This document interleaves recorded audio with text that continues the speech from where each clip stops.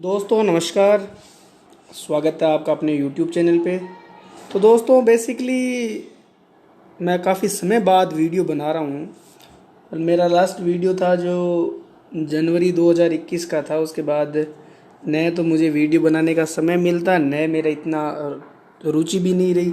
लेकिन जो पिछले काफ़ी दिनों से मैं देख रहा हूँ कि YouTube पे जो हिंदी वालों की स्थिति, विशेषकर हिंदी जो स्टूडेंट्स हैं, उनका जो मानसिक शोषण किया जा रहा है, उसको देखने के बाद मुझे लगा यार कि मुझे भी कुछ, जो चीज़ मैं जानता हूँ, जिस चीज़ के बारे में मैं मेहनत कर सकता हूँ, वो तथ्य मैं रखने का प्रयास कर रहा था। और उसके अंदर मैंने हिंदी का एक कट ऑफ का वीडियो बनाया, एक विश्लेषण किया। काफ़ी अच्छा रेस्पॉन्स मिला लोगों का और काफ़ी स्ट्रिक्ट भी था वो। उसके बाद मैंने हिस्ट्री का बनाया, पॉलिटिकल साइंस का बनाया। और आज मैं समस्त जो विषय है उसके बारे में एग्जैक्ट कट ऑफ तो नहीं बता पाऊंगा, लेकिन मैं आपको मोटा मोटा आंकलन दे दूंगा कि इस बार की कट ऑफ का जो है, सारे फैक्टर्स पे बात करने के बाद क्या फ़र्क पड़ने वाला है। आप लोगों को अगर वीडियो अच्छा लगे तो शेयर जरूर करना और अपने नंबर कमेंट जरूर करें। आप एक्चुअल नंबर जो है, बिना इज्जत वाले नंबर यानी 10-12 नंबर ज़्यादा बताने के बजाय आप नंबर बताएं कि पेपर वाइज कितने नंबर बन रहे हैं, क्योंकि दोनों पेपरों के नंबर इस बार काउंटिंग में आएंगे। तो सबसे पहले तो बात करते हैं हम कि क्या क्या फैक्टर जो है वो कट ऑफ को प्रभावित करेंगे। कट ऑफ सिर्फ एक ही फैक्टर पे नहीं होती कि पेपर आसान था या मुश्किल था, उसके अलावा बहुत सारे फैक्टर्स होते हैं। उन सब फैक्टर्स से कट ऑफ निर्धारित होती है और उनसे भी फर्क पड़ता है। तो हम 2015, 18 और 22 की तुलनात्मक चर्चा करेंगे और सभी सब्जेक्ट की करेंगे। 2022 आरपीसी का हुआ है, उनकी बात करेंगे हम। तो सबसे पहला जो फैक्टर है कट ऑफ का, वो है समय का फैक्टर। 2015 में करीब 9 से 10 महीने का समय मिला था, कम से कम 9 से 10 महीने का समय मिला था। 2018 के अंदर 18 माह का समय मिला था। ईडब्ल्यूएस का जो नया सर्कुलर आया था सरकार की तरफ से, जिसकी वजह से जो है एग्ज़ाम डेट एक बार आगे बढ़ी थी। एक बार एग्ज़ाम डेट सरकार चेंज हो गई थी, उस टाइम जनवरी के अंदर एग्ज़ाम था, उसको आगे पोस्टपोन करके आगे बढ़ाया था। फिर एक बार मांग हुई थी लेकिन उस टाइम आगे नहीं बढ़ाया था। और जो पिछले 15 से 22 तक 7 सालों में फर्स्ट ग्रेड हुई है, उसमें सबसे कम समय जो है 2022 की फर्स्ट ग्रेड को मिला है। 5.5 माह का समय मिला है और 5.5 में माह में जो समय मिला है उसमें भी 1 माह बाद जो है वैकेंसी का, उसके बाद जो है पाठ्यक्रम में बदलाव कर दिया गया था। उसके बाद स्टूडेंट्स के फॉर्म की बात करें तो सबसे ज़्यादा फॉर्म आए थे 2018 में, उसके बाद 15 में, और सबसे कम फॉर्म आए हैं 2022 के अंदर। फर्स्ट ग्रेड के इतिहास के पिछले 7 साल के समय के अंदर सबसे कम समय और सबसे कम फॉर्म 2022 की वैकेंसी में आए हैं। और सब लोग कह रहे हैं कि समय का तो नहीं कह रहे, लेकिन ये कह रहे हैं कि कंपटीशन बढ़ गया, कंपटीशन बढ़ गया। अब आप लोग व्याख्याता बनने वाले हो, कम से कम अपना विवेक इस्तेमाल कीजिए, न्यूज़पेपर देखिए। सबसे कम समय और सबसे कम फॉर्म 2022 की वैकेंसी में आया है। 2000 अगर ये समय कम मिलता है तो उसका भी कट ऑफ फर्क पड़ता है। रिवीजन जितना कम होता है उतनी चीज़ें मस्तिष्क में रिटेन करना मुश्किल होता है, और जब तक रिवीजन नहीं होगा तब तक कोई पेपर में कन्फ्यूजन पैदा होती है। और जब पेपर करते हैं तब अच्छा लगता है कि ये मैंने पढ़ा हुआ है और मैं कर लूँगा। पढ़ा हुआ क्वेश्चन, पढ़ा हुआ जो चैप्टर होता है उसके क्वेश्चन गलत ज़्यादा होने की संभावना रहती है, रेदर देन कि आपने नहीं पढ़ा हो। पेपर की बात करें तो पेपर में इस बार बहुत बहुत परिवर्तन हुआ है। लोगों ने तैयारी करी थी कि 15 क्वेश्चन मैनेजमेंट के करके आऊँगा, 15 दूनी 30 नंबर तो ये आ जाएंगे। लेकिन मैनेजमेंट ने क्या गच्चा दे दिया, गुगली पड़ी, समझ में नहीं आई। 10 क्वेश्चन आए मैनेजमेंट के, पहले 15 क्वेश्चन आते थे मैनेजमेंट रीजनिंग के, 27 क्वेश्चन आते थे मैनेजमेंट रीजनिंग और साइंस, मैनेजमेंट रीजनिंग और मैथ के। और साइंस को अगर जोड़ दिए जाए तो 32 या 33 क्वेश्चन आते थे। लेकिन इस बार क्या हुआ, मैनेजमेंट के क्वेश्चन आए 10 इंटू 2 कर लो 20 नंबर के। पहले क्वेश्चन आते थे मैनेजमेंट के 15 इंटू 2 30 नंबर के। उसके बाद इस बार जो मैथमेटिक्स थी उसका स्तर काफ़ी अच्छा था, मैथमेटिक्स का स्तर अच्छा था। और जो रीजनिंग थी उसके क्वेश्चन कम थे। रीजनिंग के 2-3 क्वेश्चन थे, और वो सारे क्वेश्चन सब व्यक्तियों को आते नहीं है, क्योंकि साइंस मैथ्स के अलावा जो अधिकतर लोग होते हैं उनकी यही धारणा होती है कि मैथ्स आती है तो आती है, नहीं आती तो नहीं आती, कितना ही माथा फोड़ लो। तो जैसे साइंस मैथ वाले हिस्ट्री को छोड़ते हैं, पॉलिटिकल को छोड़ते हैं, वैसे ही आर्ट्स वाले गणित को छोड़ देते हैं। तो गणित के क्वेश्चन अच्छे स्तर के थे, रीजनिंग के क्वेश्चन कम थे, मैनेजमेंट कम आई, उसका पेपर पे अच्छा फर्क पड़ेगा। दूसरे क्वेश्चन बढ़ गए, जैसे हिंदी इंग्लिश के क्वेश्चन बढ़ गए, और वैसे भी काफ़ी सारे लोगों को तो इंग्लिश में भी हाथ तंग है। तो हिंदी और गणित और इंग्लिश दोनों के कुल मिला के 15-16 क्वेश्चन आए। अगर वहाँ पे अगर हम मात खा जाते हैं आर्ट्स के स्टूडेंट, बेसिकली हम राजस्थान के हैं, और राजस्थान के अंदर पूरी राजस्थान जयपुर वगैरह के अलावा जो लोग हैं उनकी इंग्लिश में वैसे हालत ख़राब है। तो यहाँ पे अगर देखा जाए तो यहाँ पे भी पेपर का जो पैटर्न था वो चेंज हुआ है, और पेपर का पैटर्न जब जब चेंज होता है तब तक कट ऑफ नीचे आती है। जब जब पेपर का पैटर्न चेंज होगा पहली बार में कट ऑफ नीचे आएगी, ये निश्चित है। उसके बाद तैयारी की बात करें तो तैयारी में सबसे ज़्यादा फर्क पड़ा हिंदी और इतिहास के लोगों पे। पुरानी 15 और 18 में क्या था, सिलेबस चेंज नहीं हुआ, वही तैयारी थी, वही पैटर्न था, लोग 2-2 साल से तैयारी कर रहे थे, तो उनका ज़्यादा फर्क पड़ा नहीं। लेकिन इस बार तैयारी का क्या फ़र्क पड़ा, हिंदी के अंदर हिंदी साहित्य के जो आदमी 9वीं से 12वीं की किताबें रट रट के बैठे थे बेचारे, ऐसे याद थे कि 60 नंबर पेज पे कौन सी कहानी है, कौन सी कविता है, कौन सी रचना है, कौन से कवि का है, सब चीज़ें याद थी। और जिन लोगों की किताबों पे पकड़ थी उनकी क्या स्थिति हुई, किताबें हटा दी। किताब हटाने से अचानक से कितना फ़र्क पड़ा है तैयारी के ऊपर, वो चीज़ देखने वाली है, विचार करने वाली है। तो इसका बहुत फ़र्क पड़ा है। उसके बाद इतिहास के अंदर भी फ़र्क पड़ा है। लोगों ने रोम की सभ्यता, मेसोपोटामिया की, यूनान की, पता नहीं क्या क्या पढ़ रखा था, वो चेंज कर दिया, राजस्थान का इतिहास जोड़ दिया। साथ में जो पैटर्न पे क्वेश्चन आते हैं, जैसे पूरा पाषाण काल से वो क्वेश्चन कम आए नहीं, पैटर्न चेंज हो गया। नेट बेस्ड और कॉलेज व्याख्याता के ऊपर जो बेस्ट था उसके अनुसार पेपर आए, तो उसका भी फर्क पड़ता है। मेन बात तो ये है कि सिलेबस 4.5 महीने पहले चेंज कर दिया। और हिस्ट्री का है, पेपर ले रहे हो आप, हिस्ट्री सबसे बड़ा सब्जेक्ट होता है, याद रखना, उसको रिटेन करना बहुत मुश्किल होता है। हर एक लाइन के अंदर या तो सन होगा या स्थान का नाम होगा, तो उस चीज़ को रिटेन माइंड में करने के लिए भी क्षमताएं चाहिए। पहला पेपर भी पढ़ना है आपको, दूसरा पेपर भी पढ़ना है, और दूसरा पेपर में आप हिस्ट्री पढ़ रहे हो, भारत की पढ़ रहे हो, भारत में 3 भाग, फिर राजस्थान पढ़ रहे हो, राजस्थान के अंदर भी सारी हिस्ट्री पढ़ रहे हो, फिर वर्ल्ड की हिस्ट्री पढ़ रहे हो, फिर साइकोलॉजी पढ़ रहे हो। तो सिलेबस बहुत विस्तृत सिलेबस है, समय कम मिला। हिंदी का भी सिलेबस बहुत बहुत लंबा चौड़ा सिलेबस है, तो उसका भी समय कम मिला। और हिंदी की जो पूर्व तैयारी थी उन लोगों के साथ बहुत बड़ा जो है गेम हो गया, क्योंकि पुरानी तैयारी चेंज हो गई, नई किताबें डाल दी।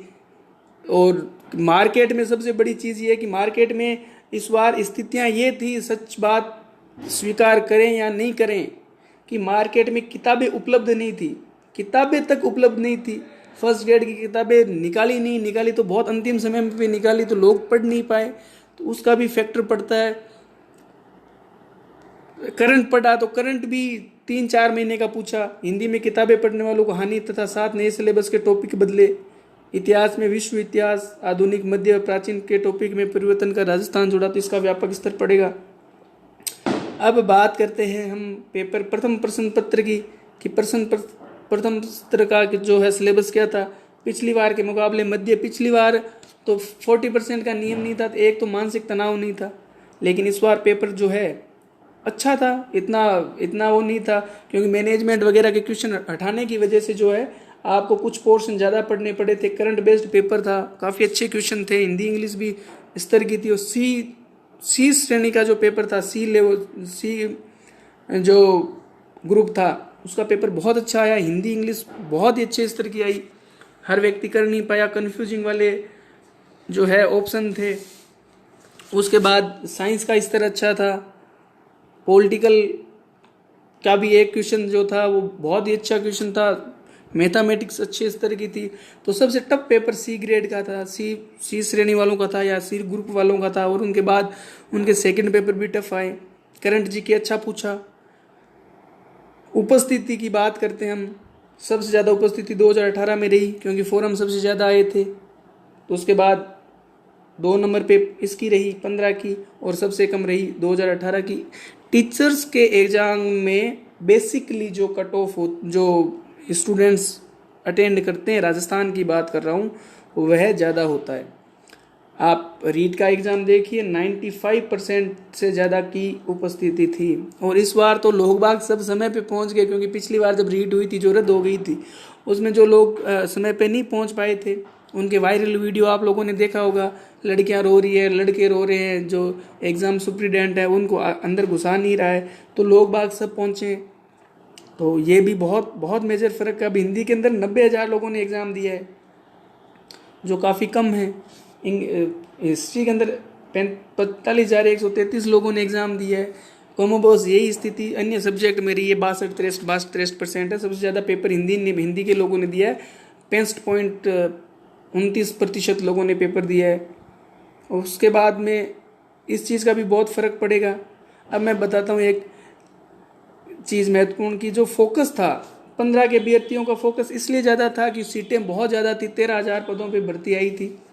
हिंदी में 3,000 पोस्टें थी, पॉलिटिकल में 2,000 के करीब थी, हिस्ट्री में 1,800 पोस्टें थी। तो लोगों का रुझान ज़्यादा था। पहली बार उस टाइम इतिहास के अंदर इतनी बड़ी भर्ती आई थी राजस्थान के अंदर। उससे पहले 4-4, 5-5 हज़ार पदों पे आती थी, और पहले इंटरव्यू भी थे, उसकी वजह से भी आई। 2018 के अंदर 18 माह का समय मिला। 18 माह के अंदर तो लोग IAS बन जाते हैं। 18 माह का समय मिला तो वो बहुत लंबा समय था। लोगों को लास्ट में, जो सीरियस तैयारी वालों को, तो लगने लग गया कि एग्ज़ाम ले ले तो बढ़िया है, एग्ज़ाम ले ले तो बढ़िया है। तो वो स्थिति थी। लेकिन इस बार स्थिति अलग है। आपके रीट का एग्ज़ाम है, बहुत ज़्यादा पद है। बेरोजगार को क्या चाहिए? रोजगार। उसको first grade, second grade, third grade से कोई लेना देना नहीं है, उसको रोजगार चाहिए। और सबको लगता है कि रीट में रोजगार मिल जाएगा। सेकंड ग्रेड 9-10 हज़ार पदों पे भर्ती है।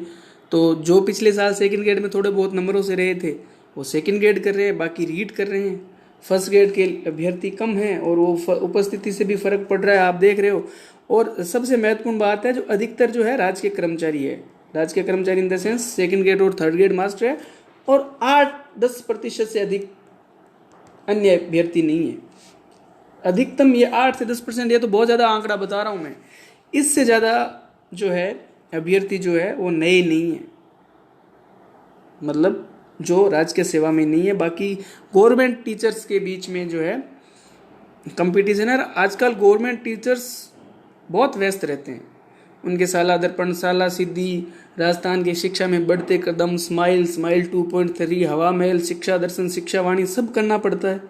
अगर वो छुट्टी पे भी हैं तो भी कुछ न कुछ काम सरकारी टीचर को छुट्टी पे होने के बावजूद करना पड़ता है। और अगर सब व्यक्तियों को छुट्टी मिलती नहीं है तो उसका भी फर्क पड़ता है। सब टीचर ईमानदारी से तैयारी भी नहीं करते, ये भी सच है। क्योंकि जॉब सिक्योरिटी के बाद में इतनी जो है ईमानदारी कम रहती है व्यक्ति के अंदर। अब सेकंड ग्रेड टीचर है जो 3-4 साल से नौकरी कर रहा है, वो तो ये सोच के भी तैयारी नहीं कर रहा होगा कि अरे थोड़े दिन बाद में मेरे वैसे ही पे ग्रेड 48 हो जाएगी, मेरा मूल वेतन इतना है, मेरा थोड़े समय बाद अगर मैं रहूँगा तो मेरे को ACP का लाभ मिल जाएगा, पदोन्नति का लाभ मिलेगा, 2 इंक्रीमेंट मिलेंगे। तो बहुत सारे फैक्टर्स होते हैं उसमें भी। तो बेसिकली थर्ड ग्रेड वाले टीचर जो है वो सबसे ज़्यादा तैयारी कर रहे हैं फर्स्ट ग्रेड की। तो उसका भी फर्क पड़ेगा कि ज़्यादातर जो है शिक्षकों के बीच में कंपटीशन है, और शिक्षक आजकल बहुत व्यस्त रहते हैं। उसके बाद पर स्टूडेंट डिफरेंस जो है वो ज़्यादा होगा। इसलिए ज़्यादा होगा कि नंबर ऑफ स्टूडेंट कम है। नंबर ऑफ स्टूडेंट कम है तो जो जैसे हिंदी में पिछली बार 240 जो मार्जिन था, वो मार्जिन कम हो जाएगा। 40% के नियम भी अप्लाई होंगे। 18 में सबसे ज़्यादा ये था 2018 में, क्योंकि नंबर ऑफ स्टूडेंट बहुत ज़्यादा थे। 15 में कम था, और 22 में सबसे कम होगा। सबसे कम इसलिए होगा कि सबसे कम अटेंडेंस थी, और जब अटेंडेंस कम है तो नंबर जो है, जो पर स्टूडेंट जो मेरिट है वो बहुत ज़्यादा टूटेगी। और जब मेरिट जब टूटेगी तो नंबर जो है कट ऑफ का फाइनल वो भी कम आएगा, प्लस 2018 से सीटें भी ज़्यादा है, और जब सीटें ज़्यादा है तो वैसे ही ये नीचे आ जाएगा। और आजकल आप कॉलेज लेक्चर के अंदर देख लो क्या स्थिति है। हाँ, सबसे बड़ा गेम चेंजर ये है। सबसे बड़ा गेम चेंजर 40% और 35% का नियम है। विडो, डिवोर्स, भूतपूर्व सैनिक, एक्स सर्विसमैन, विकलांग, इनकी तो हालतें ख़राब है। इनकी हालतें इसलिए ख़राब है कि इनकी हर संबंधित 40% लाना चाहिए था सरकार को। इनके लिए अलग प्रोविज़न करना चाहिए था, कम से कम 35 तो करना ही चाहिए था इन कैटेगरीज के लिए।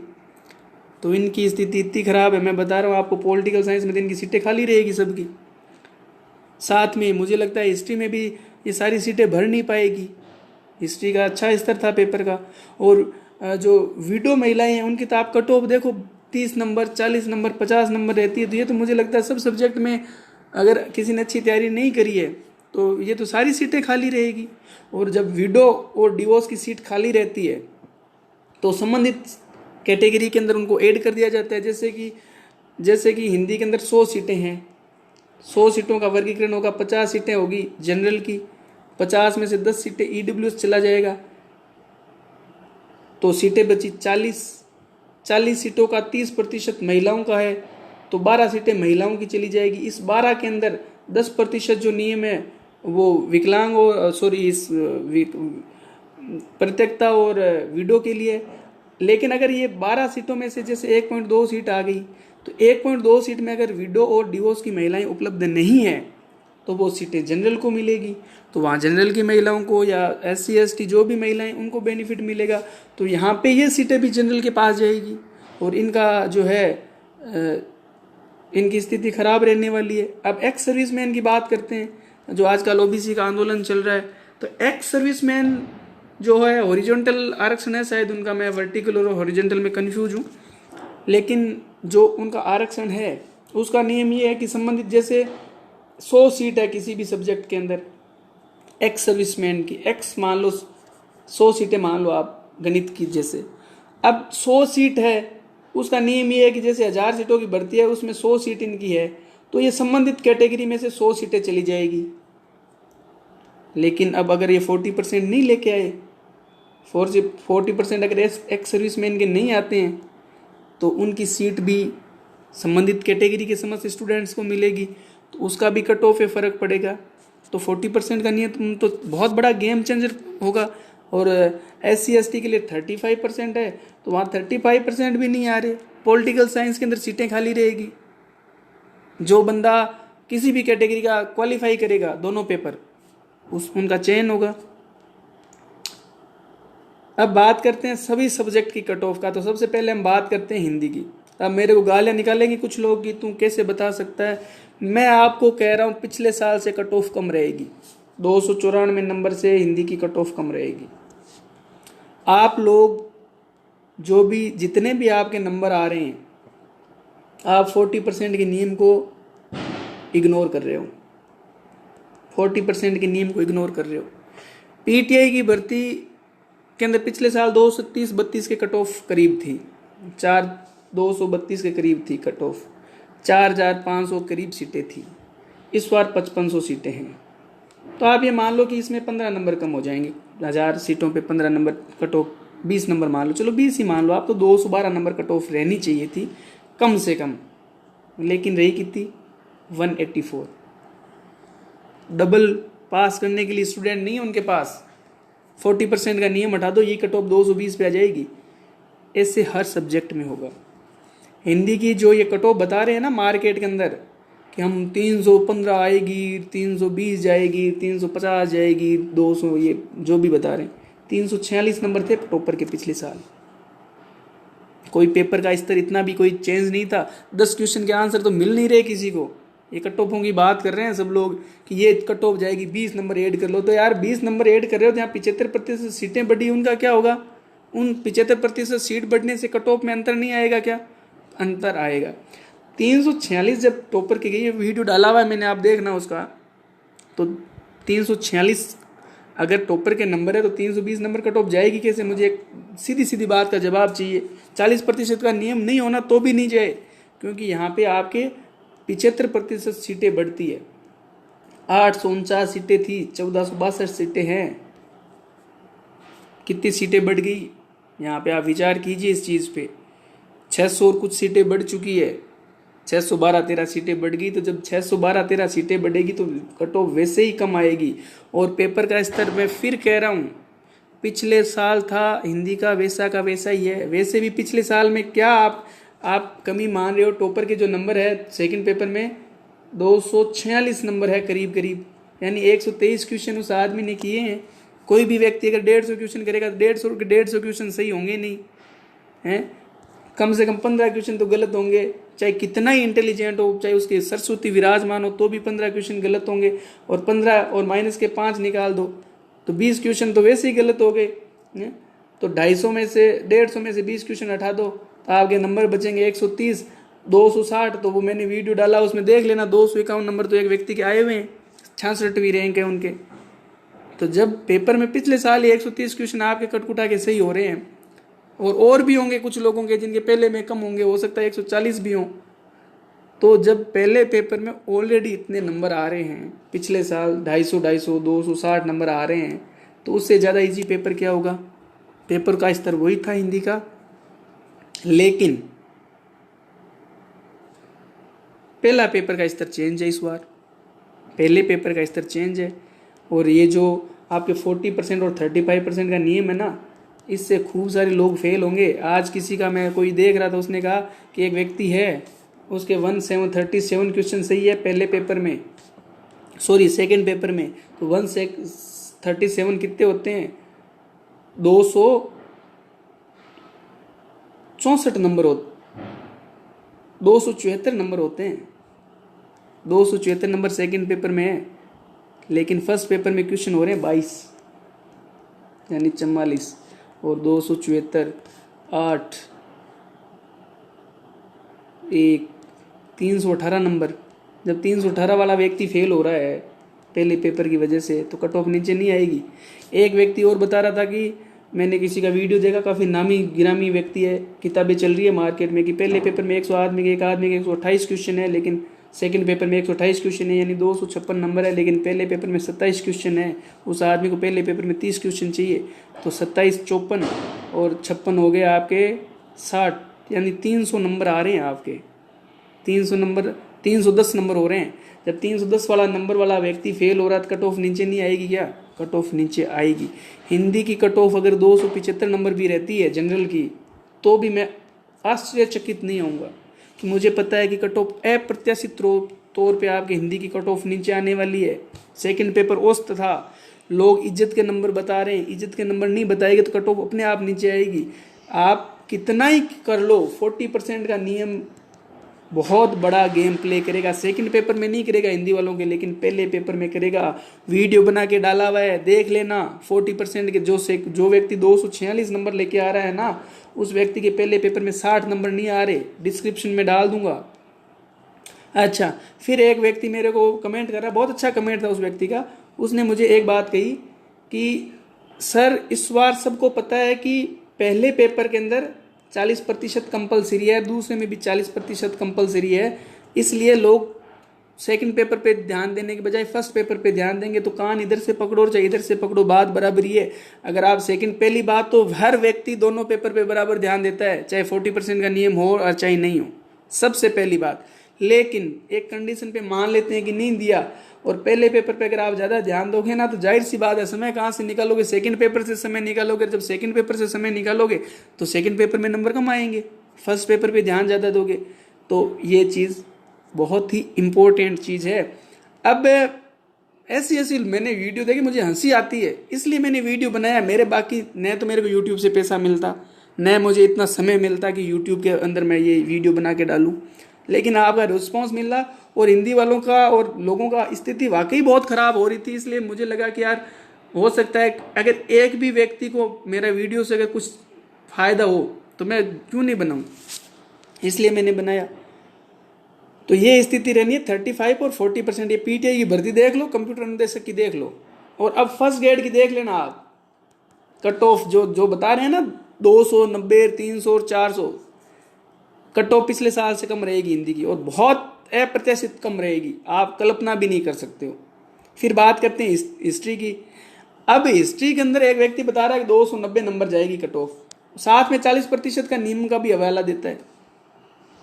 हिस्ट्री का पेपर बहुत स्तर का था, सेकंड पेपर और फर्स्ट पेपर, ग्रुप सी का सेकंड और फर्स्ट पेपर दोनों अच्छे थे। और जब दोनों अच्छे पेपर होते हैं ना, तो कट ऑफ इतनी जाती नहीं है 290 नंबर। हिस्ट्री की कट ऑफ जो मैंने बताई है वही कट ऑफ लगभग रहने वाली है। अप्रत्याशित तौर पे कट ऑफ कम रहेगी। पहली पेपर तो हार्ड होने की वजह से ही 20-30 नंबर का अंतर आ जाएगा, 40% से भी 15-20 नंबर का अंतर आ जाएगा आपके।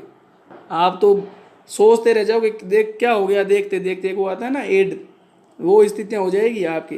हिस्ट्री के अंदर भी कई कैटेगरी की सीटें वैकेंट रहेगी इस बार।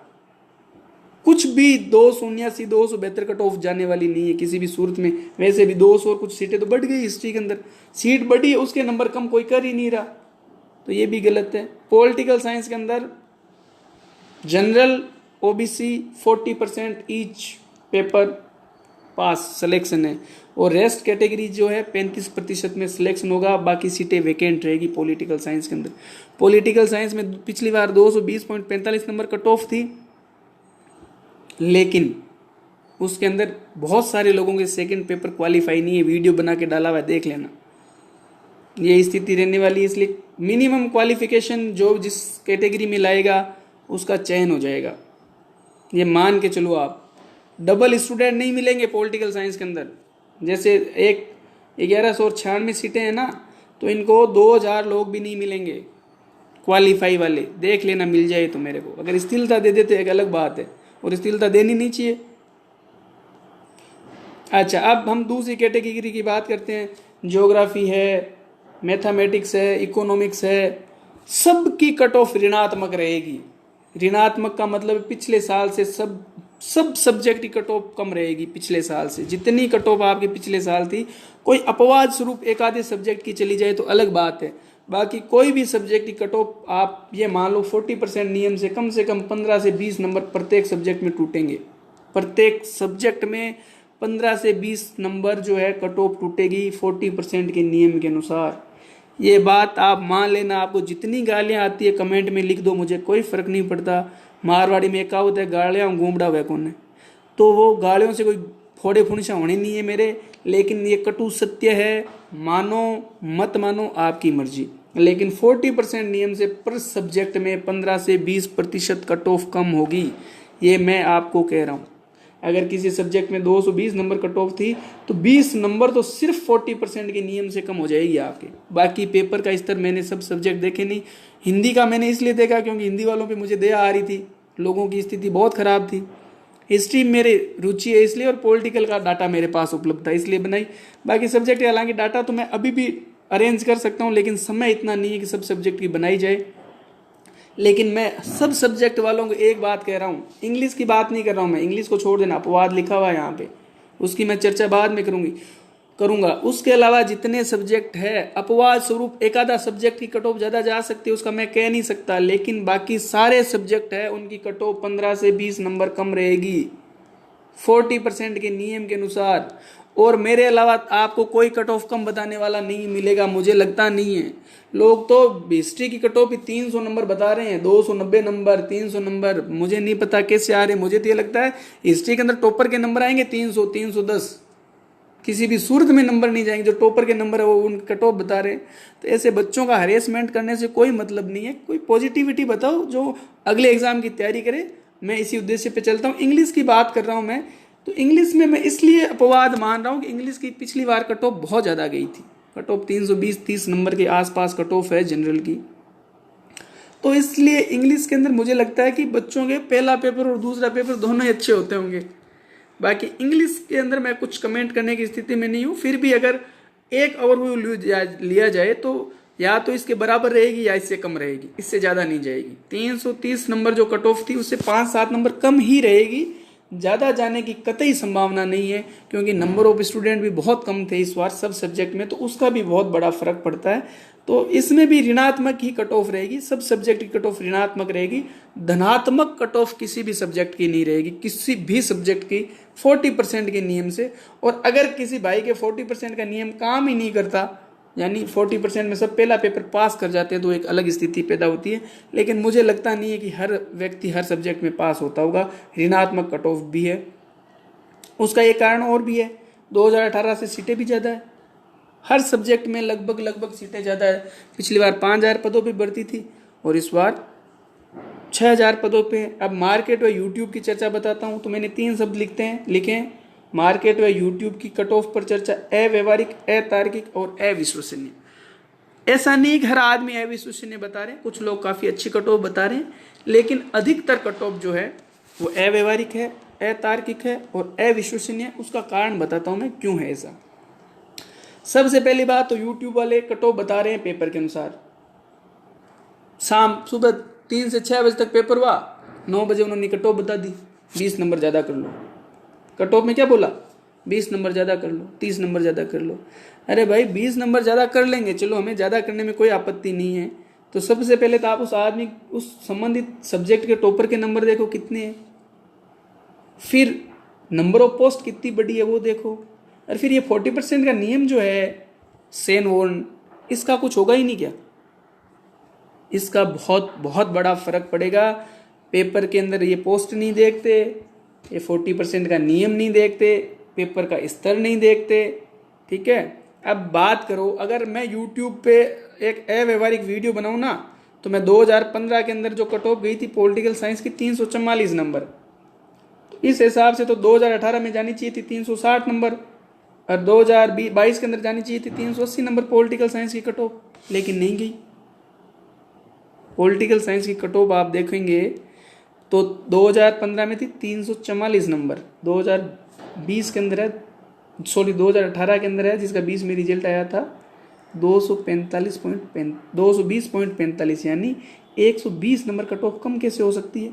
होनी ज़्यादा होनी चाहिए थी, लेकिन ऐसा नहीं है भाइयों। ये बहुत ही अतार्किक विषय है कि आपके 279 नंबर है तो आप ±5 कर दो, पेपर का स्तर देखते 5 और कर दो, 275 नंबर जाएगी, 290 नंबर। एक भाई ने दर्द कर दी कि 290 नंबर कट ऑफ जाएगी। किसी का भी अनावश्यक हरेसमेंट नहीं करना है, और न ही आप लोगों को हरेसमेंट होना है। कट ऑफ इतनी नहीं जाएगी जितनी यूट्यूब पे बता रहे हैं। और इवन 2018 के अंदर भी कुछ लोगों ने 270 नंबर कट ऑफ बताई थी। पॉलिटिकल साइंस की कट ऑफ कितनी आई थी? 220.45। पेपर आने के ऑफिशियल आंसर के आने के बाद वैसे भी 2-2, 5-5 नंबर कम हो जाएंगे 2015 के अंदर। और जबकि 2015 के अंदर पॉलिटिकल साइंस की करीब 2200 या 2300 या 2100 पोस्टें थी, और 18 के अंदर तो और कम पोस्टें थी, आधी पोस्टें नहीं थी, फिर भी कट ऑफ कम गई है। टेक्निकली अगर cut off number of post कम है तो कट ऑफ तो और ज़्यादा जानी चाहिए, लेकिन कम गई, तो ये भी एक बात है। अब 2015 की बात कर लो, 3000 पोस्टें थी हिंदी की, 3000 कुछ पोस्टें थी, 300 नंबर से ज़्यादा कट ऑफ गई थी। 18 के अंदर 294 नंबर गई। तो आप कल्पना कीजिए कि 2022 के अंदर 40% के नियम से कितनी कम जाएगी, जिसमें तो हिंदी वालों की स्थिति बहुत ख़राब है। ये एक एग्जाम्पल की बातें। अच्छा, अब हिंदी के अंदर कट ऑफ बता दी, पॉलिटिकल साइंस में कट ऑफ बता दी, कई प्रश्नों के उत्तर नहीं मिले किसी को, कई प्रश्नों के उत्तर नहीं मिले, कई कंफ्यूजन वाले क्वेश्चन है, तो उनके उत्तर से भी कट ऑफ का अंतर होगा। ये हर सब्जेक्ट में होगा, ज्योग्राफी में भी होगा, ये इकोनॉमिक्स में भी होगा, ये मैथ्स में भी होगा, सब सब्जेक्ट में होगा। तो ये भी बहुत बड़ा अंतर पड़ता है। आरपीएससी के अंतर से 8-10 नंबरों का अंतर आएगा। अच्छा, अब एक चीज़ और बताता हूँ।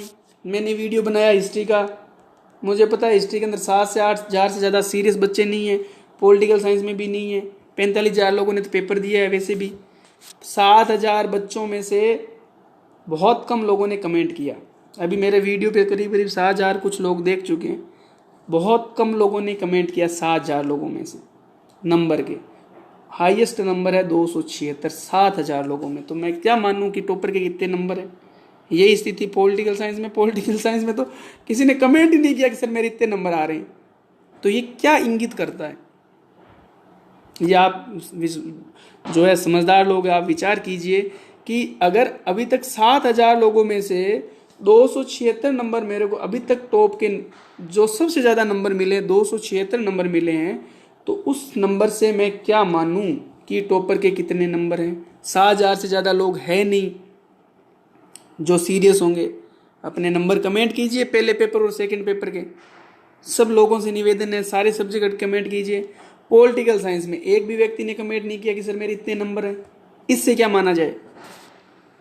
हिंदी के अंदर है तो हिंदी के अंदर भी फर्स्ट पेपर है, तो फर्स्ट पेपर में हिंदी वालों की स्थिति सबसे खराब होती है।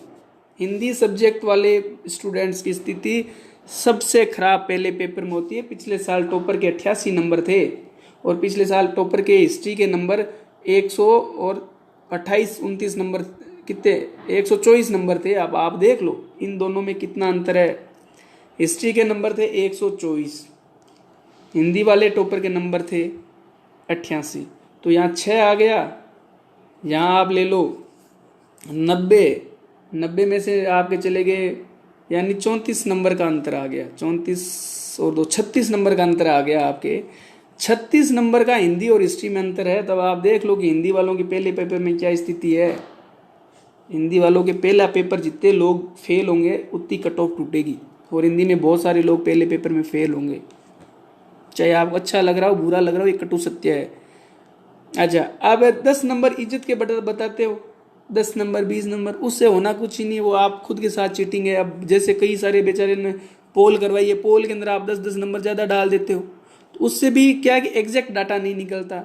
और उसके बाद आदमी की एक फितरत होती है, जैसे कि किसी एक्स व्यक्ति ने हिंदी का पेपर दिया है, वो आंसर की मिला रहा है, मार्केट में खूब सारे आंसर किए, उसने ए बी और सी से आंसर मिलाए। अब उसके एक उत्तर है, ए से सही है, बी से गलत है, सी से गलत है, तो ए वाले को सही मानेगा, बी वाले सी वाले को गलत माने, चाहिए इनके सही उत्तर हो।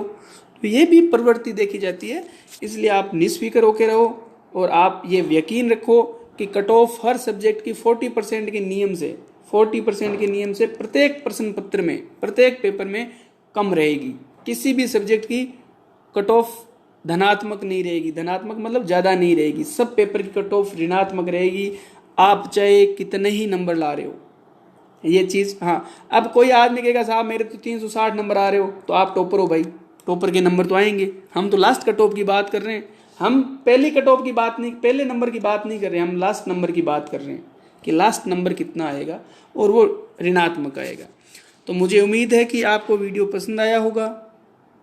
मुझे आशा है कि आप वीडियो को फॉरवर्ड भी करोगे। आज दीपावली भी है, तो मैं वैसे जब मैंने वीडियो शुरू किया तो मैंने सोचा सबसे पहले दीपावली की शुभकामना दूंगा, लेकिन भूल गया। अब मैं आप सबको दीपावली की शुभकामना भी देता हूँ, और अगले वीडियो तक आज्ञा दीजिए। जय हिंद।